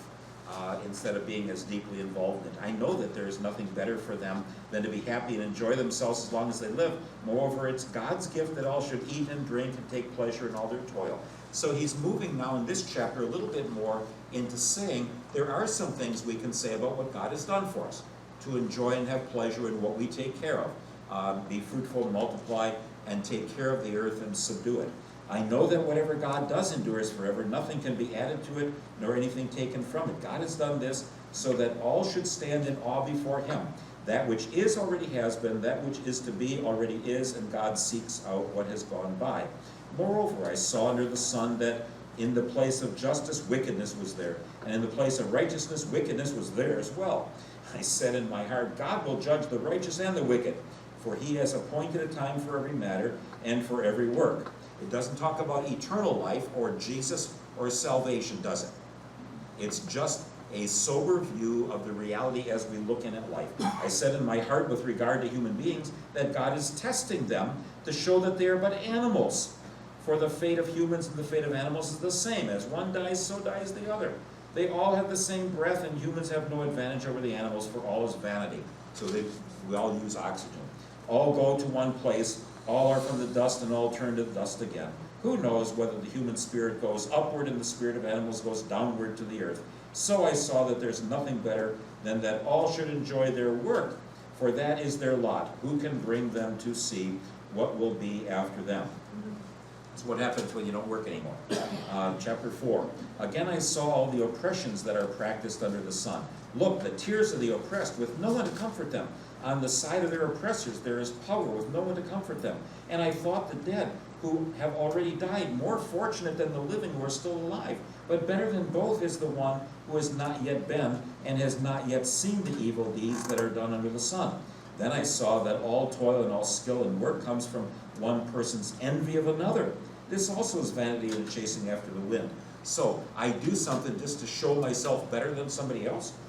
Fools fold their hands and consume their own flesh. Better is a handful with quiet than 2 handfuls with toil and a chasing after wind. Again I saw vanity under the sun, a case of solitary individuals without sons or brothers, yet there is no end to all their toil, and their eyes are never satisfied with riches. For whom am I toiling, they ask, and depriving myself of pleasure? This also is vanity and an unhappy business. 2 are better than 1, because they have a good reward for their toil. For if they fall, one will lift up the other, but woe to the one who is alone and falls and does not have another to help. Again, if 2 lie together, they keep warm, but how can one keep warm alone? And though one might prevail against another, 2 will withstand one. A threefold cord is not quickly broken. And you ever been to a wedding where they use that one? Yeah. Isn't that kind of strange to pull it out of there? Okay? And people will infer from that, well, that's the two of us wrapped with God holding on to us. But at least the way I read this, that's not anything about the context of it. You infer that, but it's always What is the three? Huh? What is the threefold? Well, God, a threefold cord. God is wrapped around with the two of us as well. They mean that here too. Yeah, well, no, it just says here, a threefold cord is not quickly broken. People have inferred that it means weddings and marriage. Nothing around here yet that I saw in this chapter talks about weddings. But Can you why see would anything? they say threefold in the context of just what is here? Just about what's stronger than something else. Okay. More than that, I don't know. We're in guest land here. Better is a poor but wise youth and an old but foolish king, who will no longer take advice. One can indeed come out of prison to reign, even though born poor in the kingdom. We could say, yeah, Joseph, right? But at least his name's not mentioned here. I saw all the living who, moving about under the sun, follow that youth who replaced the king. There was no end to all those people whom he led. Yet those who come later will not rejoice in him. So the young one gets old, and then they'll be grumping about him like they grumped about the last one. So, do you think they'll ever be done complaining about candidates? Every election is the most important election in the life and history of the country. Every single one of them, until the next one. Surely this also is vanity and a chasing after the wind. Guard your steps when you go to the house of God. To draw near, to listen is better than the sacrifice offered by fools, for they do not know how to keep from doing evil. Never be rash with your mouth, nor let your heart be quick to utter a word before God, for God is in heaven, and you upon earth. Therefore let your words be few. For dreams come with many cares, and a fool's voice with many words. When you make a vow to God, do not delay fulfilling it, for he has no pleasure in fools. Fulfill what you vow. It is better that you should not vow than that you should vow and not fulfill it. Don't put a promise card in if you're not going to keep it. Put it in and keep it, but don't say, I'll do this, and have everybody say, oh, what a great person, and then not act on it. Do not let your mouth lead you into sin, and do not say before the messenger that it was a mistake. Why should God be angry at your words and destroy the work of your hands? So this is very teleological sounding, but it really says, well, you go against God, the consequences will be according to the relationship that you have now broken. With many dreams come vanities and a multitude of words, but fear Can I ask God. you what he means by dreams? Does he mean like wishes, or does he mean I think he visions? means people have dreams and they don't know what to do with them. I'm so thankful so many times when I wake up. Oh, That thank kind of- goodness that was a dream. People used to think that the gods spoke to people through dreams. I think dream not as my dreams and hopes and wishes, but with the ideas that come, and then I think I have to act on those.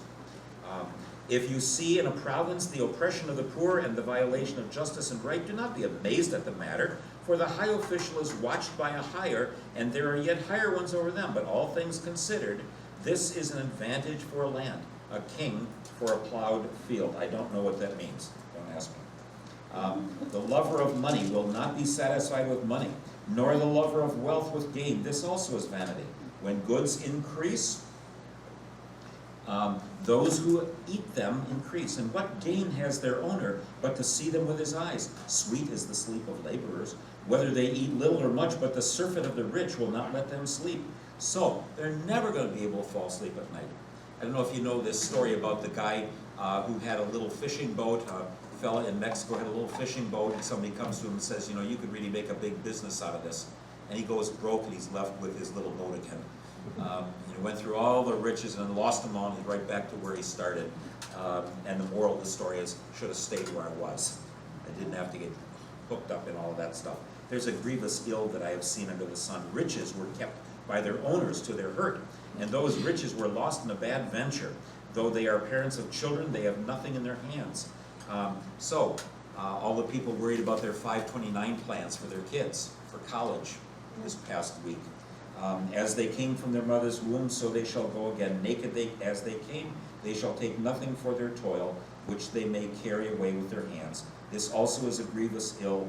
Just as they came, so shall they go. And what gain do they have from toiling for the wind? Besides, all their days they eat in darkness, in much vexation and sickness and resentment. My mother saw a cartoon once that had a Brinks armored truck at the end of the procession. They say you can't take it with you. Only thing you take with you is your relationship with God through Christ. That you take into the grave, which is why you fall asleep and not die. But we're not in that territory yet. He's just looking in kind of from the outside about the sadness of things about life. This is what I have seen to be good. It is fitting to eat and drink and find enjoyment in all the toil with which one toils under the sun, the few days of the life God gives us, for this is our lot, which is what Sabbath is to be. Thank you, God, that you gave me the chance to do some things this last week. Likewise, all to whom God gives wealth and possessions, and whom he enables to enjoy them, and to accept their lot and find enjoyment in their toil, this is the gift of God. For they will scarcely brood over the days of their lives, because God keeps them occupied with the joy of their hearts. Chapter 6. There is an evil that I have seen under the sun, and it lies heavy upon humankind. Those to whom God gives wealth, possessions, and honor, so they lack nothing of all they desire, yet God does not enable them to enjoy these things, but a stranger enjoys them. This is vanity. It is a grievous ill. A man may beget 100 children, live many years, but however many are the days of his life, if he does not enjoy life's good things or has no burial, I say that a stillborn child is better off than he, for it comes into vanity and goes into darkness, and in darkness its name is covered. Moreover, it has not seen the sun or known anything, yet it finds rest rather than he. Even though he should live 1,000 years twice over, yet enjoy no good, do not all go to one place. All human toil is for the mouth, yet the appetite is not satisfied. For what advantage have the wise over fools? And what do the poor have who know how to conduct themselves before the living? Better is the sight of the eyes than the wandering of desire. This also is vanity and a chasing after wind. Whatever has come to be has already been named, and it is known what human beings are, and that they are not able to dispute with those who are stronger. The more words, the more vanity, and so how is one the better? For who knows what is good for mortals while they live the few days of their vain life, which they pass like a shadow? For who can tell them what will be after them under the sun?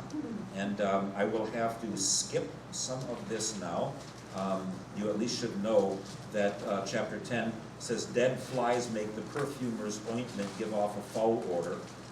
So a little folly outweighs wisdom and honor. In the book of Daniel, we'll call that clay feet. You can have lived a very honorable life, but one stupid thing that you do will be what most of them will know about you. Anyway, I need to read chapter 12. So in each of these then, we have a variety of other things and reflections.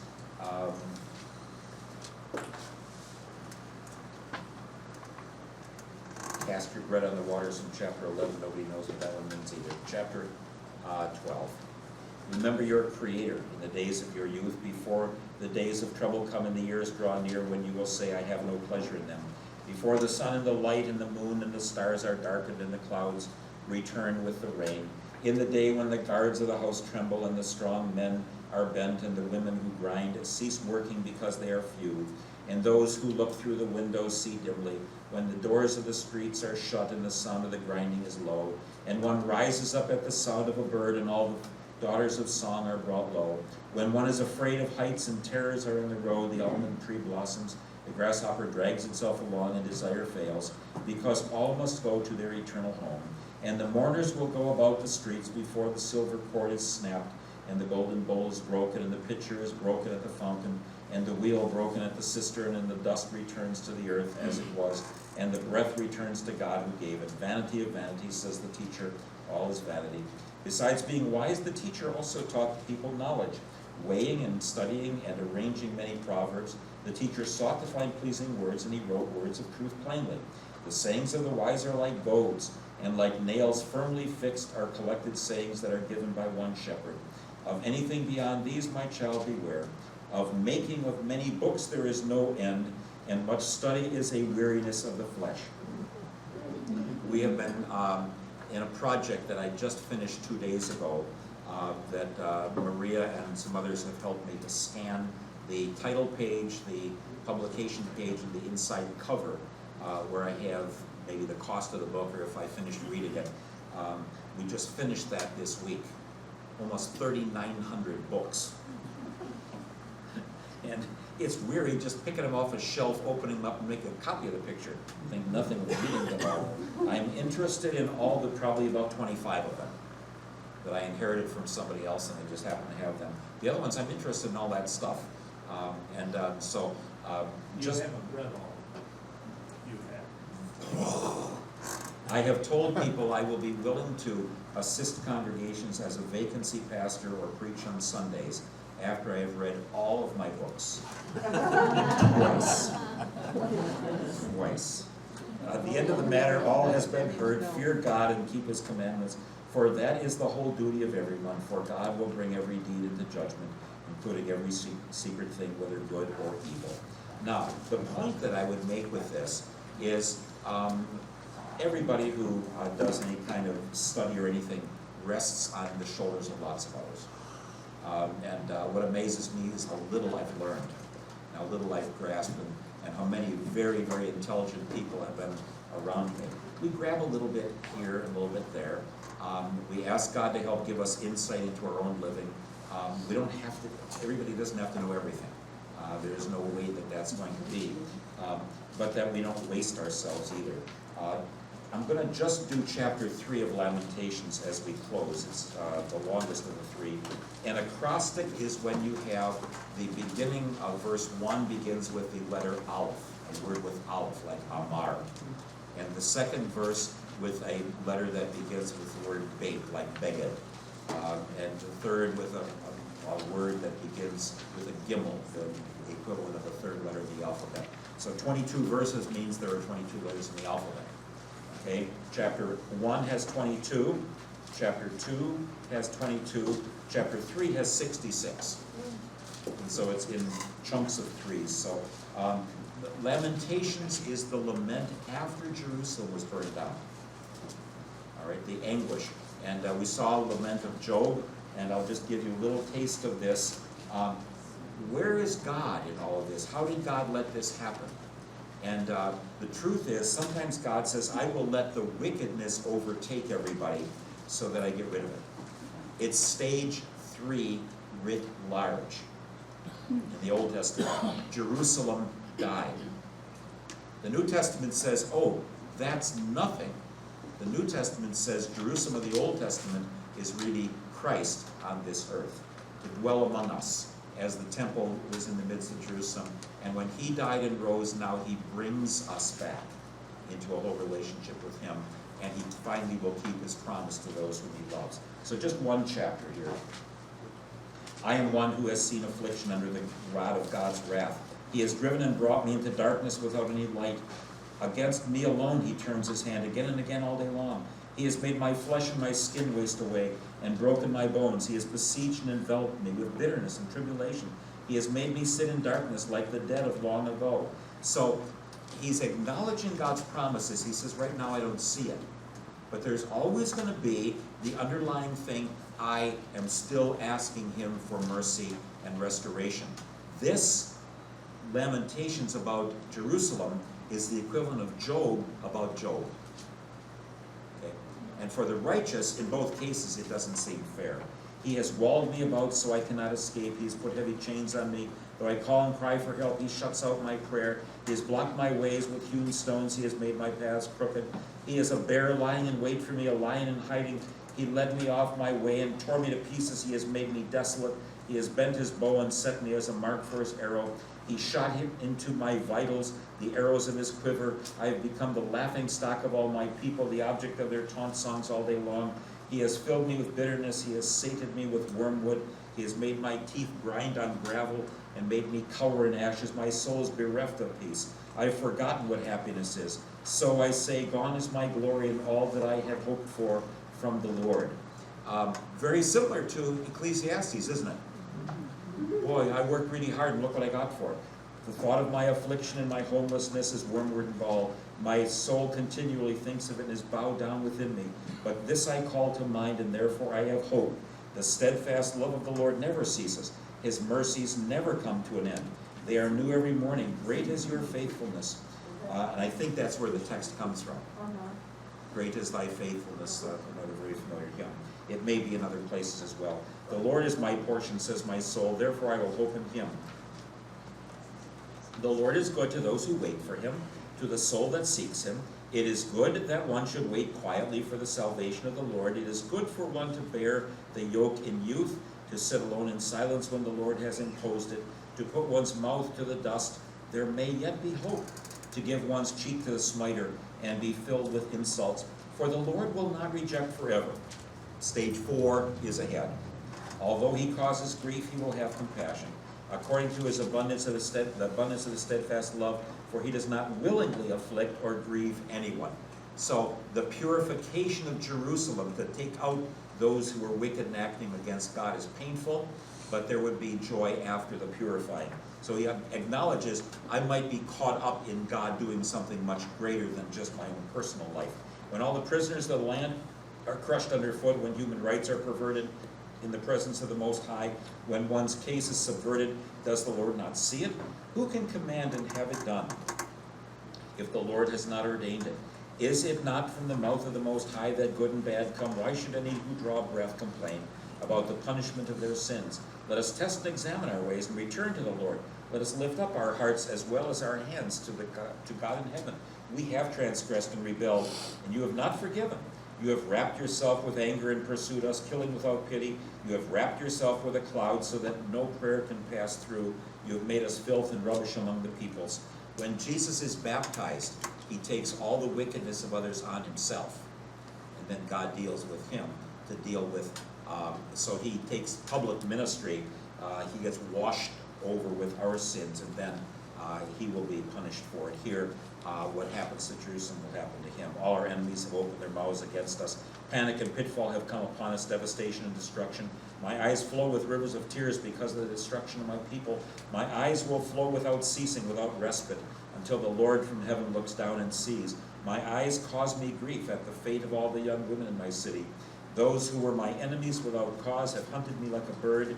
They flung me alive into a pit and hurled stones at me. Water closed over my head. I said, I'm lost. I called on your name, O Lord, from the depth of the pit.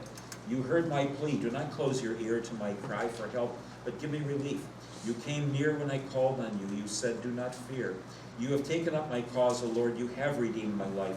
You have seen the wrong done to me, O Lord. Judge my cause. You have seen all their malice, all their plots against me. You have heard their taunts, O Lord, all their plots against me. The whispers and murmurs of my assailants are against me all day long. Whether they sit or rise, see, I am the object of their taunt songs.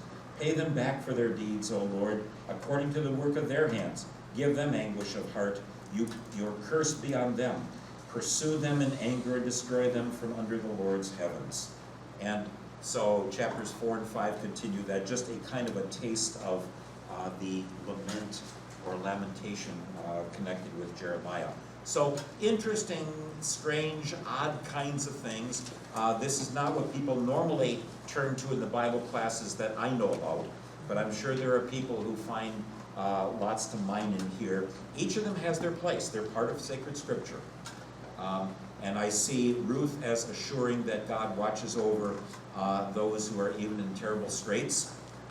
Ruth was really in stage 3 because of someone else when she had to flee. The Song of Solomon, that there is the depth of emotion and yearning, and God has built us with that, and that somehow we pray the blessing that he is with us. The Ecclesiastes, that there are ways in which in our broken, fallen world we recognize that it is hard. It's really the book about the thorns and thistles. And Lamentations about the fact that even in the midst of terrible tragedies, God says, I will be with you. And the word of faith says, there may be some things bigger than me that God is working on, and I ask that he'll protect and save me.